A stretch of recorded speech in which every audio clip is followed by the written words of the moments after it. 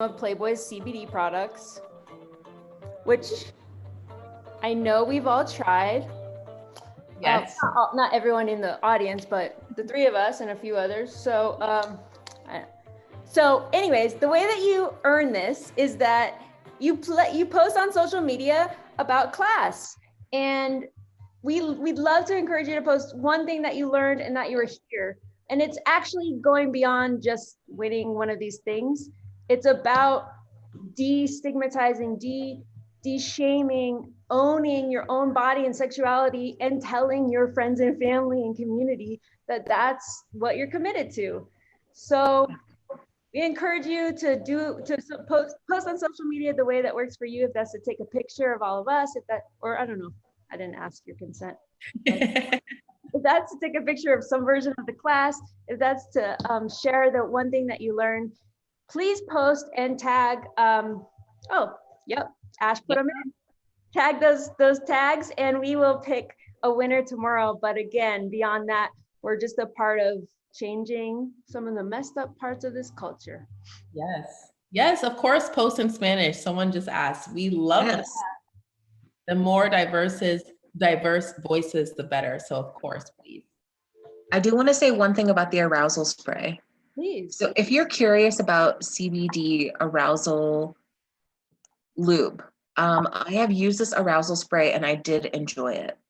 It didn't require very much. You can see there's like a spray nozzle here. I maybe did 2 or 3 pumps. And the CBD, this was an arousal oil. So this is oil based. So not to be used with condoms, right?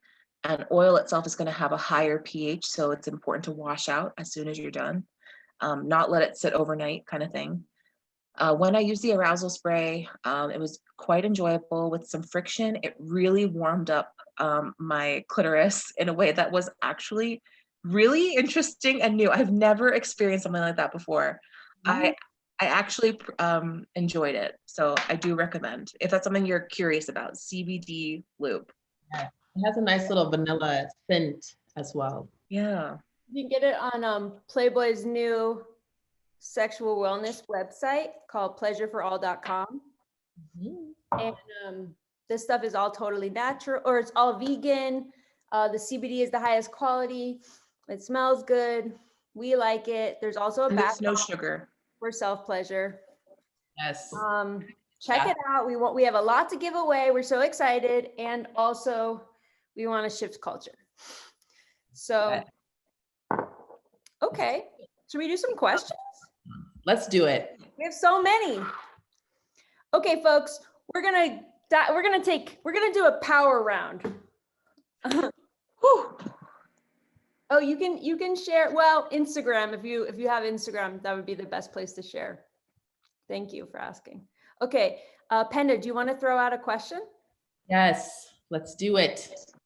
This was actually the very first question that came in that I saw. So it says, do you have any advice for working through internalized fat phobia where you don't want your partner touching certain parts of your body due to fat? Do you have any advice there? So I want us to be able to get to a place where we can accept a partner touching our bodies.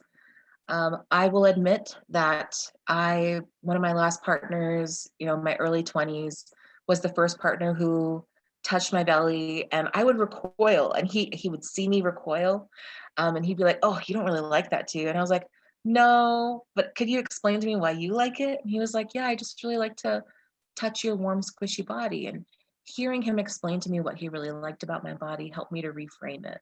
It actually helps me to be able to touch my own belly and like not recoil at it.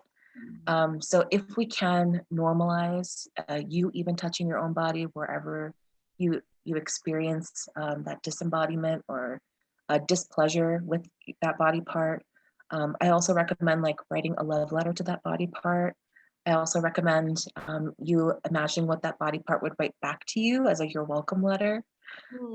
Finding gratitude in that body part, like your belly is big and round and squishy so that it keeps all your organs really safe. So that, if you get punched because you've gotten a street fight, all those important organs are safe. And finding gratitude in those body parts is a really helpful way to do it. Definitely. It's beautiful. There's a lot on squirting as we expected. So I'm just going to throw out a chunk. Let's go. Where does it come from? Let's go fast. Where does it come from? What hole does it come out of? It comes out of the urethra, right? Can everyone achieve squirting? No, not everyone can achieve it. Is squirting different from having an orgasm? Ooh, yeah, because the orgasm itself is all the muscle contractions, right? So that is separate from orgasming, yeah. And can you have both at the same time? Yeah, and that's what squirting is, yeah. I mean, most of the time, but you can definitely squirt without having an orgasm. And then someone else said, does squirting feel as good as society makes it sound? It always seems like some sort of unattainable mythical thing.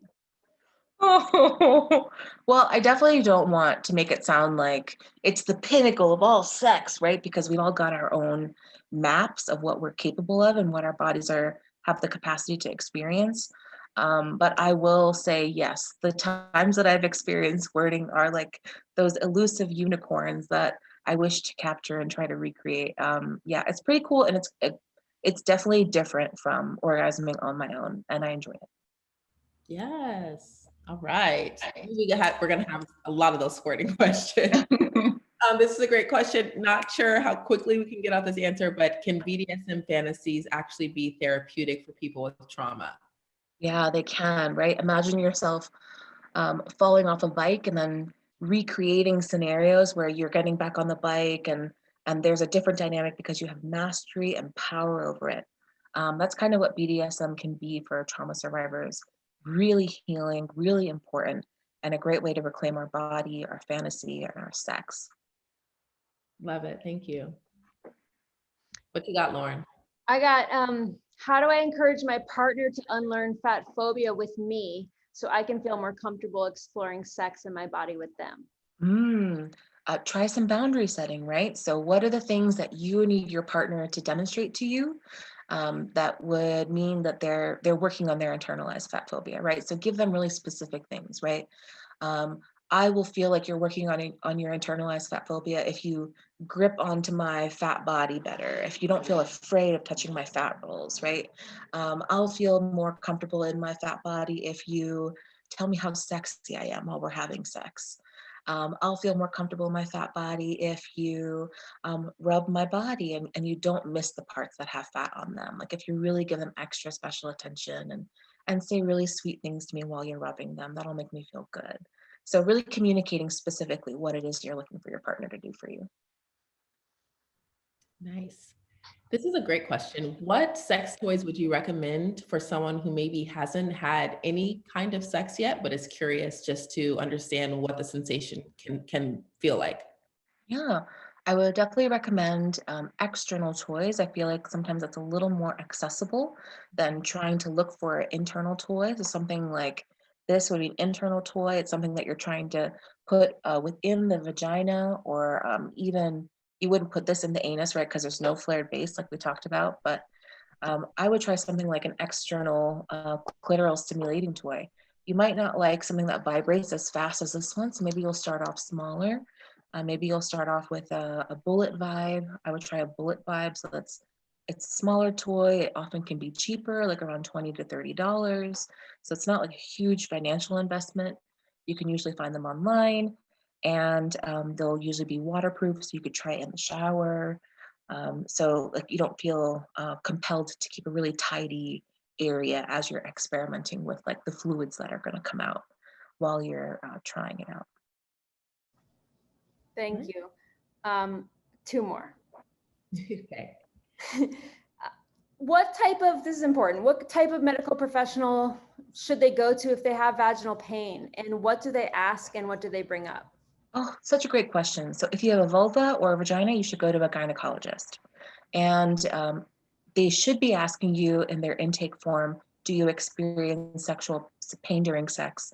But not all gynecologists are really well trained around the kinds of questions that they should ask so that their clients feel safe and comfortable to talk about sex with them. So I would ask, you could talk to the person at the front desk over the phone. You don't have to give them your name or anything, and you can say like, do your doctors on staff, do your medical professionals have any expertise in treating vaginismus or vaginal pain or pain during sex? And they can be extra sure to put you with someone who has expertise and training in that area. And you're going to want to ask that medical professional, whether it's like a nurse or a physician's assistant or a gynecologist in that office. I experienced pain during sex, and I'm curious what that could mean. Could you do a pelvic exam to let me know where that pain is coming from? And they'll ask you different questions like, are you experiencing bleeding during sex? Does it feel like a muscle tightness? Does it feel like a cramp? Do you feel it here or here or here? And they'll touch you in different places to see where that pain is coming from. Our last question of the evening. Any tips to come back into someone's body if they begin to dissociate during sex? Someone said it only happens to them when they're on the receiving end of the sex, but what are some tips to come back to your body? Yeah, that's a great one.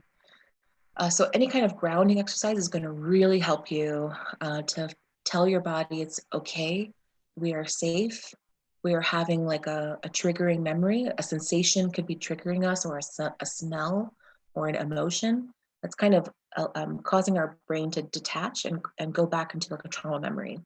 So in order to like kind of anchor ourselves and ground in the moment, in that present moment, we can use our senses to reattach to the present moment. So using things like sight, so looking around the room and reminding yourself, okay, I'm here, I'm in present day, 2020, and I'm in this moment, having a pleasurable moment with myself or a partner.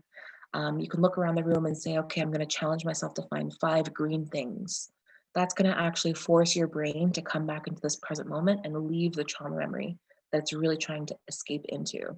And using any other senses in that way is really helpful too. So trying to look at your arousal spray and say, okay, can I smell the vanilla in the arousal spray? Can I bring myself back to the present moment? Can I hear my sexy playlist playing in the background? Can I bring myself back to the present moment? That's really going to help you to ground yourself and anchor yourself, and hopefully have more enjoyable embodied sex. Yes. Thank you so much. And everyone who's out there, please remember that all 3 of us, we all have big platforms that have lots of information, or we host events that have lots of information. So you can keep exploring. You can write to us. Allbodies has a big list of midwives and gynecologists and practitioners that we really recommend, that are trusted and trauma informed. And I know that you two probably do too. So please stay in touch, and let's do an outro. Thank you so much, Sonalee. I'm sorry, I keep calling you Sonalee. Why am I calling you that? Sonalee, at the Fat Sex Therapist on Instagram. That was such a powerful class. Yes, thank you. People are shouting. I know that if you're out there and you're interested, Sonalee will have a Fat Czar coming up in the fall. Or we are in the fall soon. In November, yeah. I guess, yeah, we're in the fall. For anyone who works with large fat folks in sexuality. So look out for that on her social media. And amazing Penda has been with us for every class. She has an organization called I Am Pro Ho. I'm Pro Ho on social media. I am PROHOE. Self-pleasure, social equity. Radically rooting for Black sexual wellness. We love Penda. Thank you, Penda.